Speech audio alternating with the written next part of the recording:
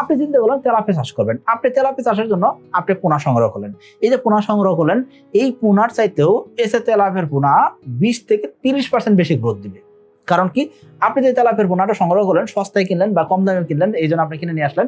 এই তেলাপিয়ার তুলনায় আমাদের এসে তেলাপিয়া বেশি গ্রোথ দিবে। কারণ কি, এই তেলাপিয়া মনোসেক্স তেলাপিয়া, অন্যদিকে এই তেলাপিয়া উন্নত জাতের ব্রুড মাছ থেকে উৎপাদিত হয়েছে এবং কি আমরা কন্ট্রোল এনভায়রনমেন্টের ভিতরে এই মনোসেক্স তেলাপিয়া এসে তেলাপিয়া উৎপাদন করছি, যার কারণে এই তেলাপিয়া অন্যান্য তেলাপিয়ার তুলনায় 20 থেকে 30% বেশি গ্রোথ দিবে। তো এই জন্য বলবো আপনাকে অবশ্যই কম দামে পোনা না কিনে আপনি ন্যায্য দামে পোনা কেনার চেষ্টা করবেন। এখন কথা হলো যে আমাদের পোনার দাম কত? আমাদের পোনার দাম 2025 সালে 1 টাকা 40 পয়সা। এখন এই যে দাম, এই দামটা কিন্তু খুব বেশি দাম না। যদি আপনি প্রপারলি মনোসেক্স তেলাপিয়া নিতে চান সেক্ষেত্রে খুব বেশি দাম না। মার্কেটে অন্যান্য ব্র্যান্ডের তুলনায় আমাদের ব্র্যান্ডের তেলাপিয়ার দাম অনেকটাই কম। এখন কথা হলো অন্য তেলাপিয়া চাষ না করে আমাদের তেলাপিয়া কেন চাষ করবেন? একে তো গ্রোথ বেশি হইতেছেন, অন্যদিকে যে জিনিসটা হইতেছে সেটা কি, আপনি যে তেলাপিয়া চাষ করতেছেন এই তেলাপিয়া মনোসেক্স তেলাপিয়া নাও হইতে পারে, কিন্তু আমাদের তেলাপিয়া মনোসেক্স তেলাপিয়া। আবার আপনি যে কোনো তেলাপিয়া চাষ করেন সেই তেলাপিয়ার ক্ষেত্রে মেইন যে খরচ সেটা কি, খাবারের খরচ, লেবার খরচ, পানির বিল, বিদ্যুৎ বিল, এই যে আনুষঙ্গিক যে খরচ, এই খরচটা। এখন যদি নিম্নমানের পোনা হয় এরপরে সকল খরচ ইনভেস্ট করবেন, এই যে খরচটা যে আপনি করবেন সেই ক্ষেত্রে